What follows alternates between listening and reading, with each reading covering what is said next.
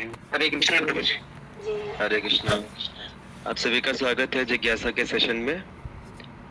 तो कुछ क्वेश्चंस बाकी थे कल के सेशंस में से। कल सुबह को और शाम को we tried to cover as many questions as possible, but कुछ क्वेरीज बचे हुए थे, तो उनको हम कोशिश करेंगे आज के सेशन में लेने का। तो ऑलरेडी आप लोग सुबह सुबह को इतने सारे रिस्पॉन्सिबिलिटीज रहती हैं, उसमें से आप टाइम निकाल के ये सेशन को देते हैं, तो already it's very inspiring and we are very grateful for that. तो इसीलिए अभी हम कोशिश करेंगे कि जो एक सेशन है अपना मंडे वाला, उसको हम रखेंगे 45 मिनट्स का, बट अदरवाइज चाहे जिज्ञासा सेशन हो या कोई भी सेशन हो, बाकी के सारे दिन में हम 30 मिनट्स का ही रखेंगे, जिससे आप सभी का ज़्यादा टाइम ना जाए इसमें, because other things are also very important. तो ऑल्दो इट इज़ अ जिज्ञासा session, but will have it for half an hour only, और जो भी क्वेश्चंस बचेंगे उसको हम फिर अगले सेशन में ट्राई करेंगे हैंडल करने का। तो यहाँ पे एक क्वेश्चन कल हमने पढ़ा था, लेकिन somehow in the flow we could not address that question. तो it was anonymous. तो क्वेश्चन ये है कि I'll not read it out, I'll just paraphrase the question.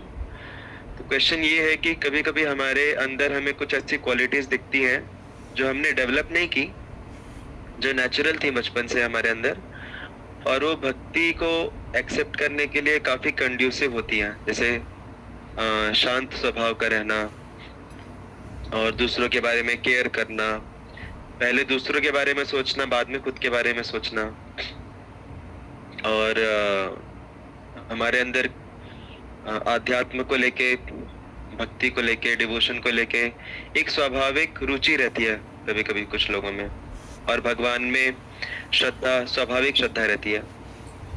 तो इसके पीछे का कारण क्या है? क्या ये पिछले जन्मों का है, पिछले जन्मों का हमारी संपत्ति है ये, या फिर क्या कारण है इसके पीछे का? ये सवाल था। तो जैसा हमने कई बार डिस्कस किया है कि ये जो भक्ति का जो पथ है, ये एक जन्म का नहीं होता, ये जन्मों जन्मों तक चलता है। जैसे अगर एक जन्म में आपने 5% भक्ति की है, तो अगले जन्म में 6% से शुरू होगा। ऐसा नहीं है कि वो 5% लॉस्ट हो जाएगा, क्योंकि भक्ति जो रहती है वो आत्मा का, क्या बोलते हैं, आत्मा का कार्य है, वो आत्मा के स्तर पे ये कार्य होता है। तो आत्मा जिस भी शरीर में जाएगी, उस शरीर में उसका जो भक्ति का जो भी उसने जितना परसेंटेज कवर किया है उतना हो जाता है, उसके आगे से वो शुरू होता है नेक्स्ट। तो इसमें कोई संशय नहीं है कि आप सभी ने इतना सहजता से और इतने जल्दी से आप लोगों ने भक्ति को स्वीकारा है अपने जीवन में, खास करके जो लोग प्रैक्टिस कर पा रहे हैं, जो लोग चैंटिंग कर पा रहे हैं। तो ये कोई छोटी मोटी बात नहीं है, क्योंकि हर कोई उसको एक्सेप्ट नहीं कर पाता है। जैसे अगर हम जमीन पे अगर बीज डालते हैं, तो जरूरी नहीं है कि वो बीज में से फसल आए ही, वो निर्भर करता है कि जमीन कितनी उपजाऊ है। अगर जमीन उपजाऊ है तो उसमें से पौधा उगेगा।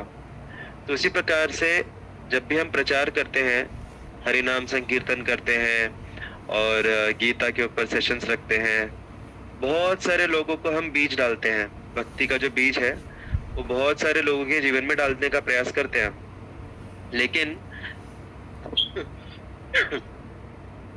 जिसका हृदय फर्टाइल है, फर्टाइल को क्या बोलते हैं हिंदी में, जिसका हृदय उपजाऊ है, उसके हृदय में भक्ति का बीज पौधे को लेके आता है।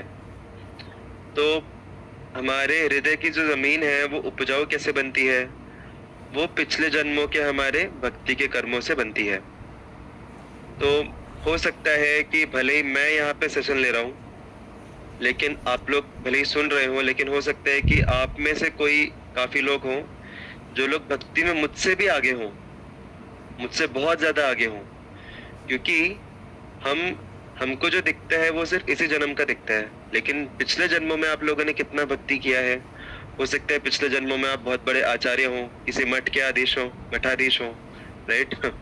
या हो सकता है आप में से कोई डायरेक्ट गोलोक से आया हो, सिर्फ हम सभी के सामने एक अच्छा उदाहरण सेट करने के लिए, हमें प्रेरणा देने के लिए यहाँ पर आए हैं।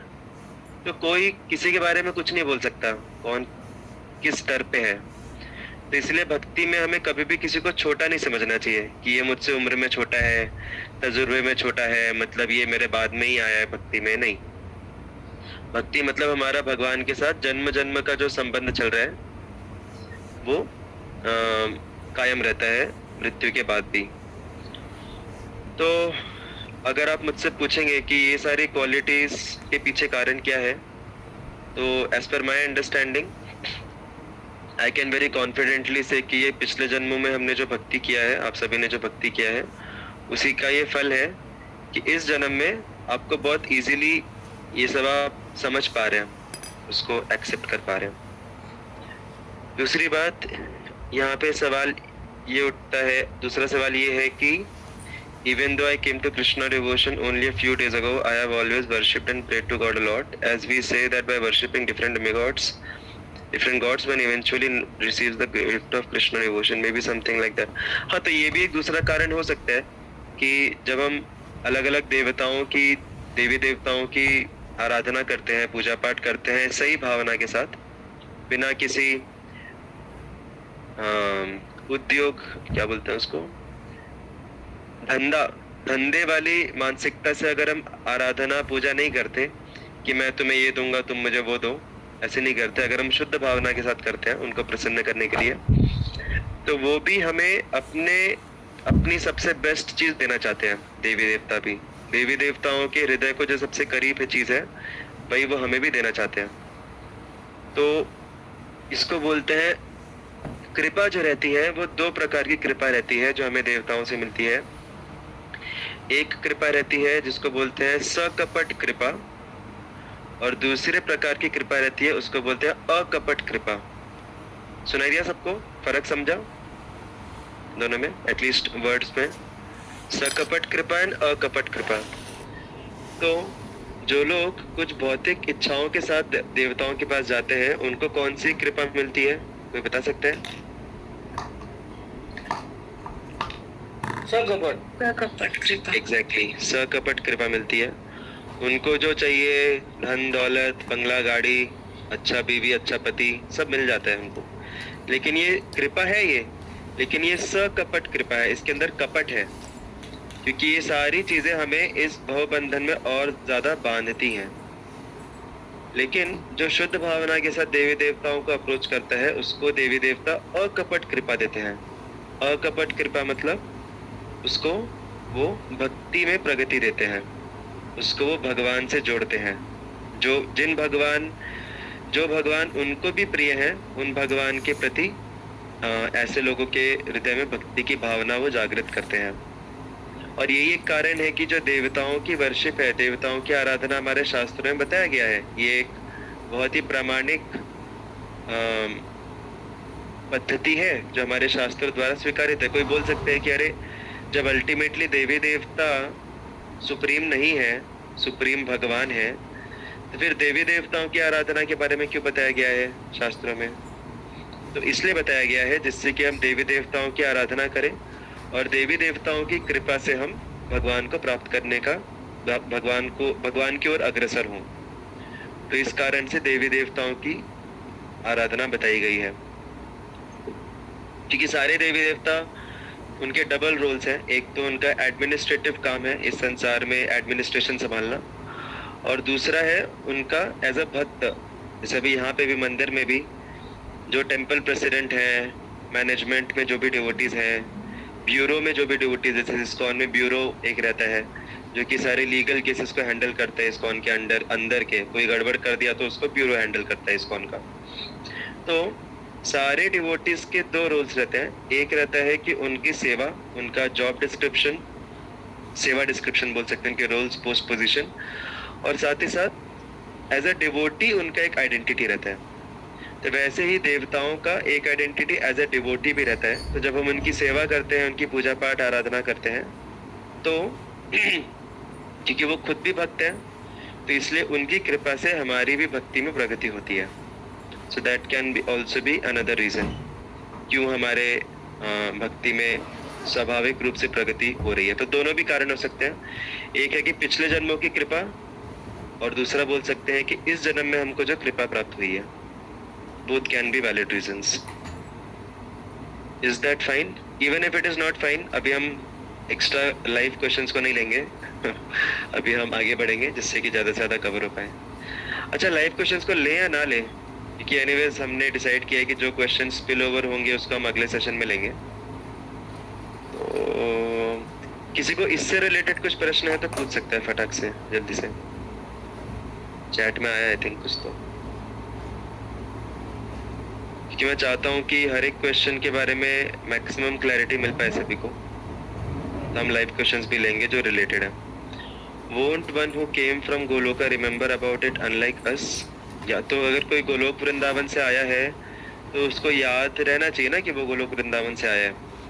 जरूरी नहीं है, ये सब भगवान के हाथ में रहता है। भगवान चाहे तो बुला सकते हैं व्यक्ति को एक स्पेशल पर्पस के लिए, और ये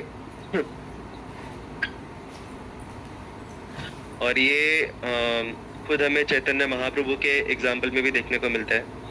चैतन्य महाप्रभु जब तक दीक्षा नहीं लिए थे अपने गुरु से, ईश्वर पुरी से, तब तक वो साधारण व्यक्ति की तरह ही बिहेव करते थे।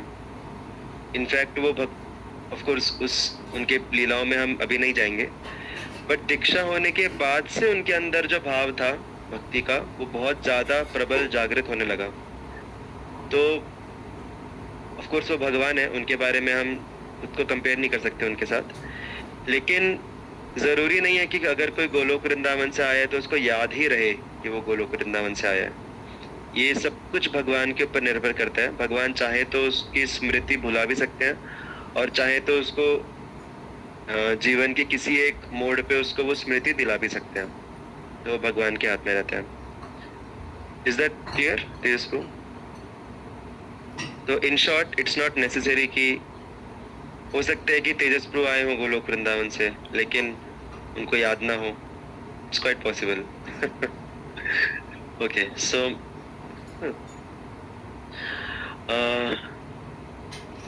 why were the demons or rakshasas so big in the past and why aren't they so big now? अच्छा, टेक्निकल सवाल है ये कि आरती माता जी का सवाल है कि राक्षस पहले के जमाने में इतने बड़े बड़े होते थे, आज के जमाने में पहली बात तो दिखते नहीं है। देखा है आपने किसी ने कभी कोई राक्षस को जो कि सिंह के साथ है और दांत निकले हुए उसके बाहर, नुकीले दांत, पैर उसके उल्टे हैं? नहीं देखा ना। तो राक्षस का डेफिनेशन ये नहीं होता। राक्षस का डेफिनेशन होता है कि जो भगवान के विहीन कार्य करे, भगवान के नियमों के विहीन कार्य करे, और जो दूसरों को भी प्रेरित करे उस एक्टिविटी में। भगवत गीता में अभी हम आगे जैसे जैसे पढ़ेंगे ना, एक चैप्टर बहुत इंटरेस्टिंग आता है, आसुरी संपत एंड दैवी संपत। उसमें भगवान आसुरी क्वालिटीज और दैवी क्वालिटीज के बारे में बताते हैं, और उसमें एक श्लोक भी नहीं है जिसमें भगवान बोलते हैं कि असुर के दांत बाहर निकले रहते हैं, सिंग बाहर निकले रहती है, पैर उल्टे रहते हैं। एक भी श्लोक में नहीं है। ना ही ये दिया हुआ है कि राक्षस कुरूप होते हैं। इनफैक्ट जब हनुमान जी लंका गए थे, लंका में जाने के बाद जब सबसे पहली बार उन्होंने रावण को देखा तो उसके रोंगटे खड़े हो गए रावण को देख के। क्यों? क्योंकि रावण इतना हैंडसम था, इतना सुंदर, इतना हैंडसम, इतना डैशिंग पर्सनालिटी था रावण का, कि हनुमान जी को लगा कि अरे इतना मस्त पर्सनालिटी है इसका, इतना स्मार्ट है ये, काश ये भक्त होता, काश ये असुर ना होता। ऐसा हनुमान जी को हृदय में भावना आई रावण को देख के। एंड इवन हम दुर्योधन और अलग अलग जितने भी राक्षसों के बारे में सुनते हैं, ऐसे नहीं कि वो लोग कुरूप थे, वो लोग बहुत हैंडसम थे, बहुत स्मार्ट थे। तो ये हमको मूवीज में, सीरियल्स में ऐसे देखने को मिलता है, बट वास्तविकता अलग है। तो ये सब एक्सटर्नल फैक्टर से हम देख नहीं सकते। ये उनके भावना, उनके कर्म कैसे रहते हैं उसके ऊपर डिसाइड होता है। तो अच्छा, आप मुझे बताइए, अभी संसार में जितना भी डैमेज हो रहा है सोसाइटी को और प्रकृति को, ये जो डैमेज हो रहा है ये सीधे साधे अनपढ़ लोग ज़्यादा कर रहे हैं या साइंटिस्ट लोग ज़्यादा कर रहे हैं? अगर आप लोग बोलते हैं कि साइंटिस्ट लोग ज़्यादा डैमेज कर रहे हैं तो आप लोग थम्स अप दे सकते हैं। अगर आपको लगता है कि सीधे साधे अनपढ़ गवार लोग ज़्यादा डैमेज कर रहे हैं, वो आप लोग थम्स डाउन दे सकते हैं। It's very obvious. तो साइंटिस्ट लोग पूरे दुनिया को इतना डैमेज क्यों कर रहे हैं, क्यों कर पा रहे हैं मास स्केल में? असुरी दिमाग। असुरी दिमाग तो सीधे साधे भोले वाले लोगों को भी होता है, ऐसा नहीं है कि एक्सपेरिमेंटेशन। हाँ, और एक्सपेरिमेंटेशन तो अभी एक खेत में भी जो फार्मर्स रहते हैं वो भी खेती में एक अलग अलग एक्सपेरिमेंट करते हैं, लेकिन वो प्रकृति को इतना डैमेज नहीं करते।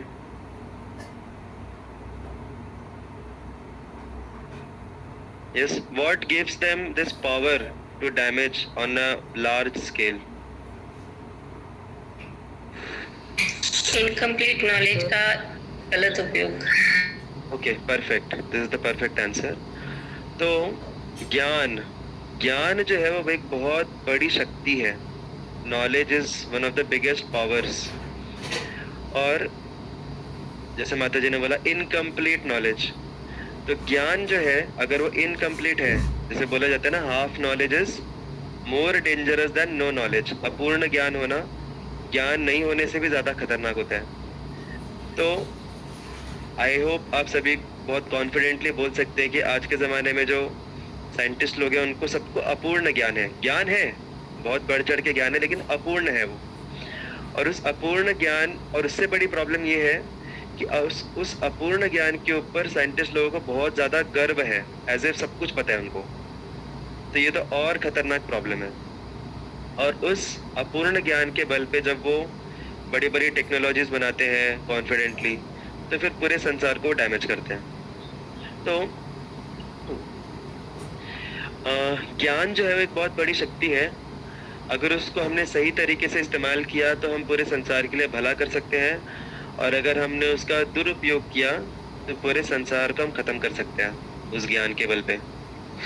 तो आज के ज़माने के जो लोग हैं उनको ये ज्ञान की बहुत कमी है, चाहे वो कितना ही बड़ा पीएचडी हो, कितना ही बड़ा साइंटिस्ट हो, लेकिन हमारे शास्त्रों में जो ज्ञान दिया गया है वो बहुत ज़्यादा हाई लेवल का है, बहुत ज़्यादा सूक्ष्म स्तर का ज्ञान दिया हुआ है, जो कि आज के ज़माने में लोगों को नहीं पता।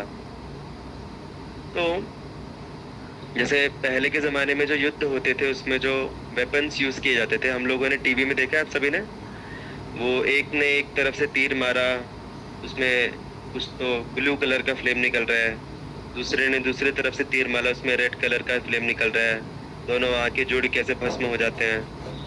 तो वो देख के हमें बहुत चिंदी लगता है, बहुत बेकार लगता है वो, कह रहे क्या ये टाइम पास चल रहा है हंसी आती है हमें। लेकिन एक्चुअल में पहले के जो युद्ध होते थे उसमें जो वेपन्स यूज़ किए जाते थे, जो वेपन्स को क्या बोलते हैं हिंदी में, शस्त्र, जो शस्त्र यूज़ किए जाते थे वो बहुत सूक्ष्म स्तर पे कार्य करते थे।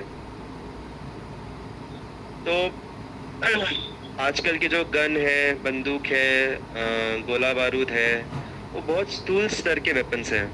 वो मतलब ज़्यादा सूक्ष्मता नहीं है उसमें, समझ रहे हो ना आप सभी लोग, ज़्यादा बहुत लो लेवल के वो वेपन्स हैं एक्चुअली। हम थोड़ा बहुत बोल सकते हैं कि जैसे एटम बॉम्ब है, न्यूक्लियर बॉम्ब है, तो ये थोड़ा सूक्ष्मता में जाते हैं, एटम के अंदर न्यूक्लियर की पावर को वो टैप करते हैं। तो वैसे ही जो वैदिक समय में जो वेपन्स होते थे वो बहुत सूक्ष्म स्तर के एलिमेंट्स को टैप करते थे, शक्तियों को टैप करके वो डैमेज करते थे। तो इसीलिए पहले के ज़माने में जो पहले के जो युग में जो लोग थे उनको ज्ञान हमसे बहुत ज़्यादा था। इसलिए जो पहले के ज़माने के जो राक्षस हुआ करते थे, क्योंकि उन पहले के ज़माने के जो राक्षस थे उनको आज के ज़माने के जो राक्षस है उनसे बहुत ज़्यादा ज्ञान होता था, और इसीलिए वो लोग ज़्यादा बड़े स्तर पे वो डैमेज कर पाते थे, इसलिए वो उतने बड़े लेवल के वो डीमंस थे। तो आज के ज़माने के जो हम सब लोग हैं हम लोग इवन राक्षस भी ठीक से नहीं बन सकते। हमारा ये दुर्गति है आज के जमाने में लोगों का। भक्त तो हम बन ही नहीं पा रहे हैं, वो तो उसमें बहुत मुश्किल है ही, हम लोग कर ही रहे हैं कोशिश। लेकिन इवन अगर किसी को राक्षस बनना है ना, तो हम राक्षस भी नहीं बन सकते ठीक से, क्योंकि प्रॉपर राक्षस बनने के लिए भी इंद्रिय संयम लगता है, ज्ञान लगता है, शास्त्रों का अध्ययन लगता है। और उसका बहुत अच्छा उदाहरण कौन है, तो बता सकते हैं? हिरण्यकशिपु। हिरण्यकशिपु ने पूरे संसार का सबसे बड़ा राक्षस बनने के लिए कितनी तपस्या की। हम में से कोई कर सकता है उतनी तपस्या? कोई नहीं कर सकता। तो हम लोग राक्षस बनने लायक भी नहीं है आज के जमाने के लोग। That is the problem with us. Of course बनना भी नहीं चाहिए, but we are so low level. So that's why ऐसे लेवल के राक्षस आज के जमाने में एग्जिस्ट नहीं करते। इज दैट क्लियर माता जी? ओके, नेक्स्ट क्वेश्चन माता जी का ही है, आरती माता जी का, कि हम कई बार सुनते हैं कि मंदिर में काले रंग के कपड़े पहन के नहीं आना चाहिए। इज दैट राइट और नॉट? हरे कृष्णा, मेरी आवाज आ रही है? यस प्रभु जी। ओके, तो देखिए क्या रहता है, सोसाइटी को चलाने के लिए या फिर शास्त्रों में अगर हम देखें तो दो स्तर के रीति रिवाज रहते हैं, या दो स्तरों पे ज्ञान रहता है, या फिर हम नैतिकता बोल सकते हैं। दो स्तर पे नीति रहती है। एक रहता है धार्मिक और दूसरा रहता है आध्यात्मिक। ओके, सो धार्मिक का मतलब होता है इस संसार में अच्छे से सब कुछ चलने के लिए जो नियम कानून होने चाहिए, रीति रिवाज होने चाहिए, उसको बोलते हैं धार्मिक नियम। और इस संसार से परे जाने के लिए जो हमें पद्धति पालन करनी चाहिए, उसको बोलते हैं आध्यात्मिक नियम। तो जब हम धार्मिक नियमों के बारे में बात करते हैं तो उसमें हमारा गुण बहुत मैटर करता है। गुण मतलब सत्वगुण, रजोगुण, तमोगुण। तो अगर हम धार्मिक स्तर पे बात करें तो हमें कौन से गुण में होना चाहिए? सत्व गुण में हमें रहने का कोशिश करना चाहिए। तो जो रंग होते हैं अलग अलग, वो रंग भी अलग अलग गुणों में होते हैं। तो जैसे तमोगुण, तमोगुण को बोला ही जाता है मोड ऑफ डार्कनेस। तो जो भी ऐसे डार्क या डल कलर्स रहते हैं, ये तमोगुण की प्रवृत्ति को बढ़ाते हैं। So black colour and all that, so that increases तमोगुण। तो ये हुआ धार्मिक स्तर पे बात। तो इसीलिए अगर हम कहीं पे ऐसे सुनते हैं कि मंदिर में हमें ब्लैक कपड़ा पहन के नहीं आना चाहिए, तो ये जो है ये धार्मिक स्तर पे लोग बात करते हैं। लेकिन भक्ति योगा जो है, भक्ति योगा धार्मिक स्तर पे नहीं है। भगवत गीता, भागवतम, ये हमें धर्म से भी ऊपर उठने को बोलती है। इसीलिए जब भगवान बोल रहे हैं कि सर्वधर्मान परित्यज्य मामेकम शरणम व्रज, तो भगवान के बोलने का मतलब क्या है? सर्व धर्मों का त्याग करो। इसका मतलब ये नहीं कि तुम अधार्मिक बन जाओ, इसका मतलब ये होगा कि तुम धर्म से ऊपर उठो, आध्यात्मिक बनो। That is the meaning of Krishna when he is saying सर्वधर्मान परित्यज्य। धर्म में अटके मत रहो, धर्म से ऊपर उठ के आध्यात्मिक स्तर पे लाओ खुद को। तो आध्यात्मिक स्तर जो है वो इन तीन गुणों से परे है, इवन सत्वगुण से भी परे है। तो इसीलिए अगर हम भगवान के मंदिर में आते हैं जहाँ पे भक्ति योगा का पालन हो रहा है, जैसे हमारे इस्कॉन मंदिर जो है, वो सिर्फ धार्मिक स्तर पे नहीं है, वो आध्यात्मिक स्तर के क्या बोलते हैं उसको, इंस्टीट्यूशंस हैं। तो इसीलिए अगर आप इस्कॉन मंदिर में आते हैं तो इवन अगर आप ब्लैक कपड़ा पहन के भी आते हैं तो कोई प्रॉब्लम नहीं है, because we are trying to go beyond dharma, we are trying to go to आध्यात्म, स्पिरिचुअलिटी। अगर आपको कंफर्टेबल लगता है ब्लैक कपड़ा, अगर आपको अच्छा लगता है ब्लैक कपड़ा, मतलब बेसिकली पॉइंट ये है कि भक्ति जो है वो इन सारी चीजों से परे है। भक्ति में हमारा ये सब चीजें मैटर नहीं करता हमारे। बट ऑफ कोर्स जितना ज़्यादा हम सत्वगुण में रहेंगे उतना ज़्यादा वो भक्ति के लिए भी कंड्यूसिव रहता है। बट ऐसा नहीं है कि अगर हम ब्लैक कपड़ा पहन के आ गए मंदिर में तो बहुत बड़ा पाप हो गया या भगवान हमें स्वीकारेंगे नहीं। ये सब एक तरीके से बोल सकते हैं छोटी सोच है। भगवान को सिर्फ इतना ही मैटर करता है कि आप मंदिर में आ रहे हैं, उनका दर्शन ले रहे हैं, उनकी सेवा कर रहे हैं, उनके बारे में सुन रहे हैं, भक्ति का पालन कर रहे हैं। That's all that matters to Krishna.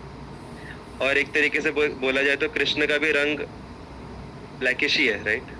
तो अगर हम उस भाव से ब्लैक कपड़ा पहनते हैं so that is more pleasing to Krishna, because Krishna को अल्टीमेटली क्या मैटर करता है? हमारी भावनाएं मैटर करती हैं कृष्ण को। सो जो लोग बोलते हैं ऐसा, उनका बोलने के पीछे भी एक कारण है जो कि हम पूरी तरीके से उसको नकार नहीं सकते, लेकिन उससे ऊंचा कारण है भक्ति का। तो हमें डिस्करेज नहीं होना चाहिए, हम कर सकते हैं फॉलो, इसको पहन सकते हैं। इज दैट फाइन माता जी? हाँ प्रभु। कभी कभी तो हम कृष्ण को भी ब्लैक कलर के कपड़े से ड्रेस करते हैं, श्रीमती राधा रानी और कृष्ण को। So it's spirituality is beyond all these details. ये विवेक प्रो ने हैंड रेज किया था। हरे कृष्ण प्रभु जी। यस यस प्रभु जी, वही बोल रहा था मैं कि श्री कृष्ण के जो विग्रह है भी वृंदावन में, राधा रमन, राधा वल्लभ, बाकी बिहारी जी, मदन मोहन, सबके विग्रह भी ब्लैकिश कलर में है। हाँ, तो कृष्ण खुद ही ब्लैकिश कलर किया। सो भक्ति is beyond all these details, superficial details.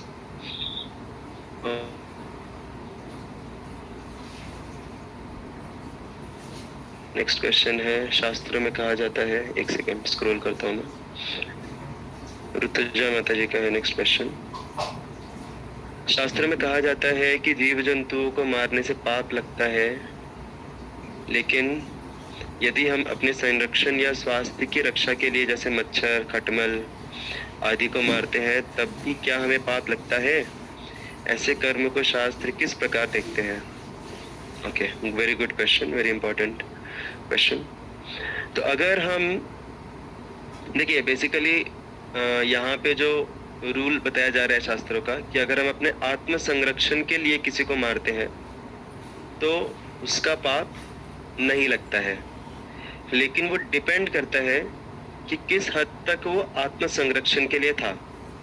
अभी ऐसा भी हो सकता है कि टेररिस्ट लोग बोले कि हम सारे हिंदुओं को मार देंगे, क्यों?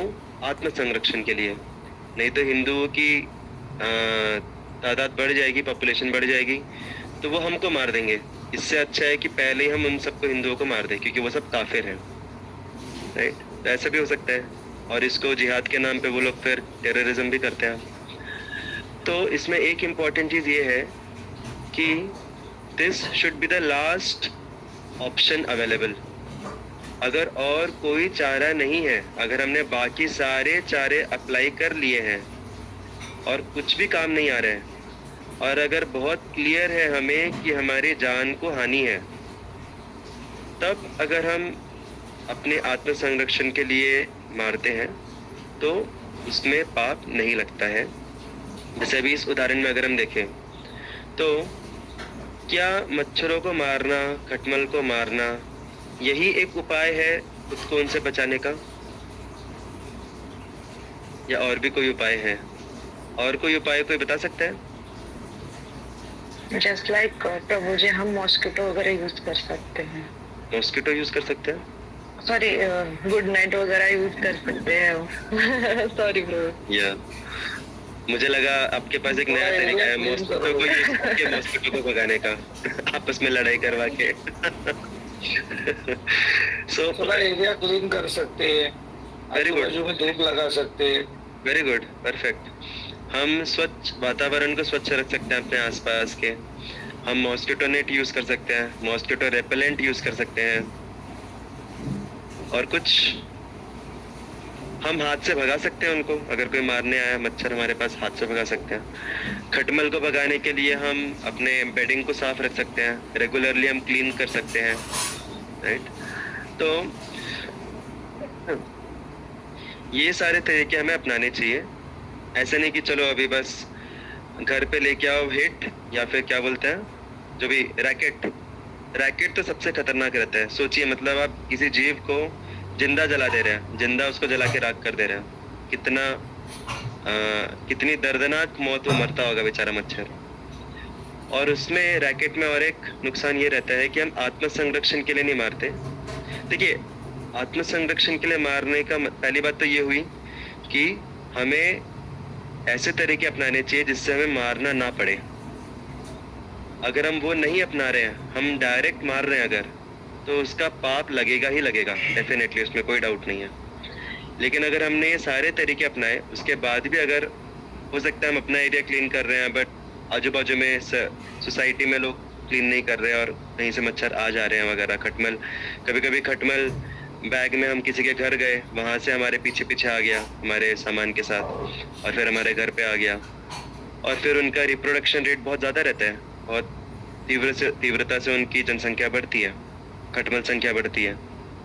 तो अगर ना चाहते हुए भी सारी चीज़ों को प्रयोग में लाने के बावजूद अगर ये हमें परेशान कर रहे हैं, और सिर्फ परेशान ही नहीं कर रहे हैं, यहाँ पे एक चीज़ बहुत क्लियर होनी चाहिए कि मृत्यु का भय होना चाहिए उसमें।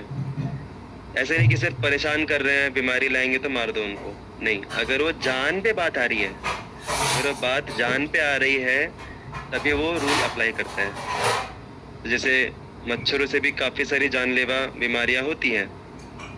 कौन सी होती है? चिकुनगुनिया जानलेवा होती है? I am not sure.